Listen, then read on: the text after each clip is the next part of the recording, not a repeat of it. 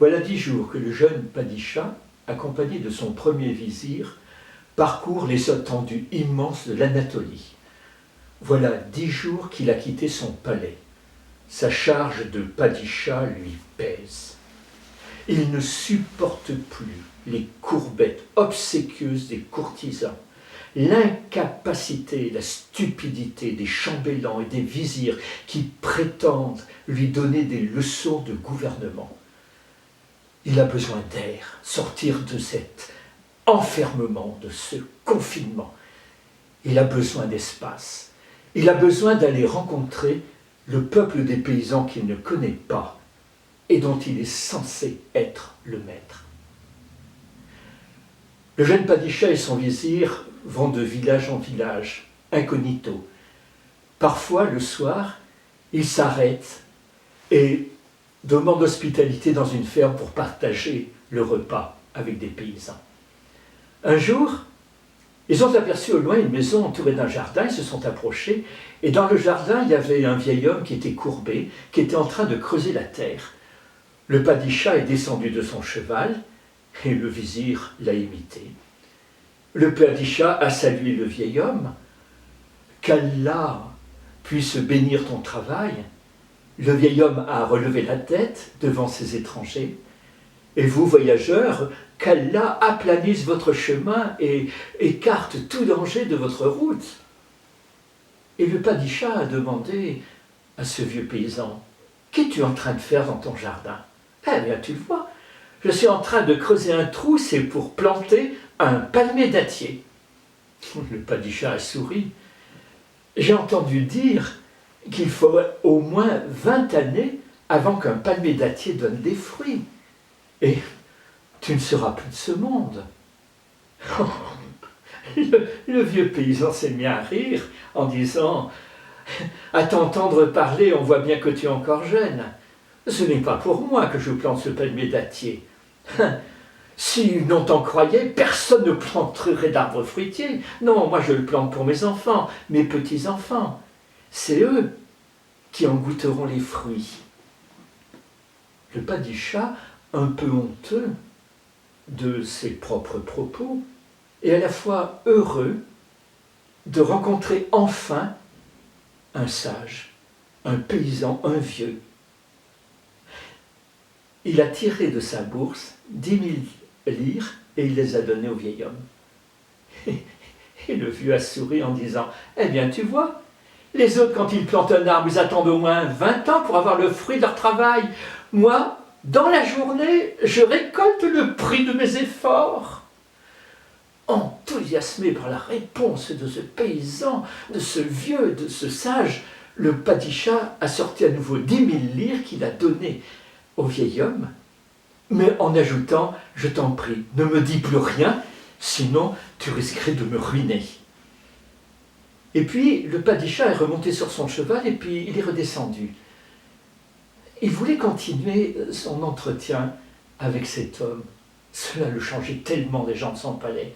« Dis-moi, vieillard avisé, je crois bien que la neige recouvre les montagnes. » Oh, le vieux a dit « Oh oui, et ça depuis quelque temps. » Le vizir a écouté le Padicha, a écouté la réponse du vieux, il n'a rien compris, d'autant qu'il regardait au loin la montagne, sous le soleil du mois de juin, avec aucune trace de neige.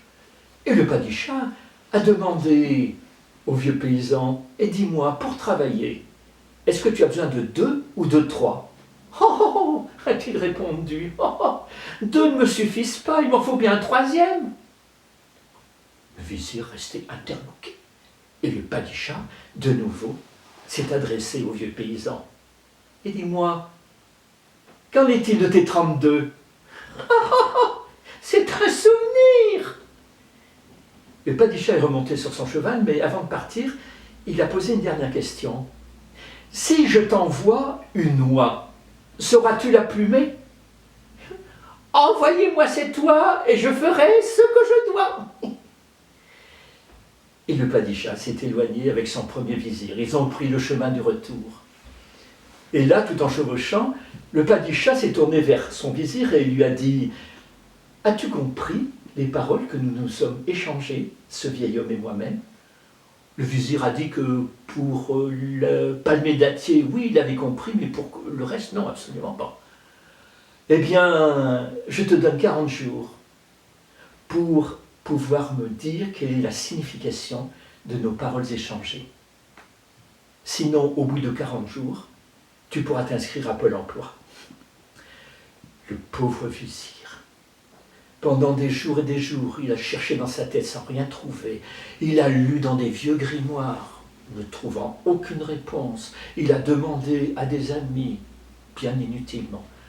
Alors, voyant la date fatidique approcher, il a pris son cheval et il est parti pour essayer de retrouver ce paysan là-bas dans un coin d'Anatolie.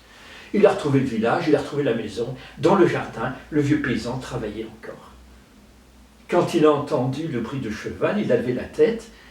Le vizir est descendu de son cheval. Il a dit au paysan, « Est-ce que tu me reconnais ?»« Oh oui, a dit le vieux, tu sais, j'ai une bonne mémoire. Mais la dernière fois, il y avait quelqu'un qui t'accompagnait, un jeune homme tout à fait charmant, intelligent, un peu jeune, il y a encore beaucoup à apprendre. » Eh bien, apprends que ce jeune homme, c'est le nouveau padicha.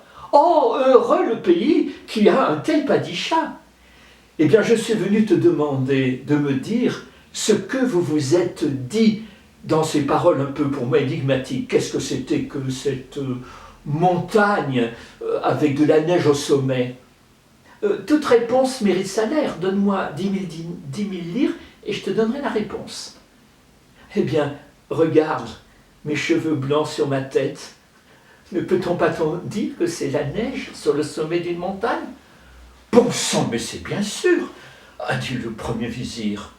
Mais pour ce qui est de les 2 ou 3 dont tu as besoin pour travailler, 10 000 livres. On voit bien que tu ne connais pas tes classiques. Apprends que tu vois, mes 2 pieds ne me suffisent pas pour marcher, il me faut un bâton pour me soutenir. Voilà le 3e pied. Bon sang, mais c'est bien sûr.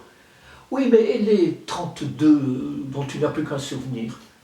Alors là, le vieux a ouvert la bouche, une bouche édentée. Bon sang, mais c'est bien sûr. Et enfin, dis-moi, c'est toi que tu dois plumer. Donne-moi les 10 000 livres avec lesquelles je finirai de te plumer. Le vizir est rentré à Istanbul, il a rapporté les réponses au jeune padicha, et le jeune padicha a compris qu'il n'avait pas eu ses réponses gratuitement. Il s'est dit qu'il n'allait pas continuer à gouverner avec un pareil vizir. Alors il l'a chassé. Et il s'est dit que dorénavant, il s'appuierait beaucoup plus sur la sagesse des vieux paysans. Et l'histoire nous dit que ce fut un bon padicha.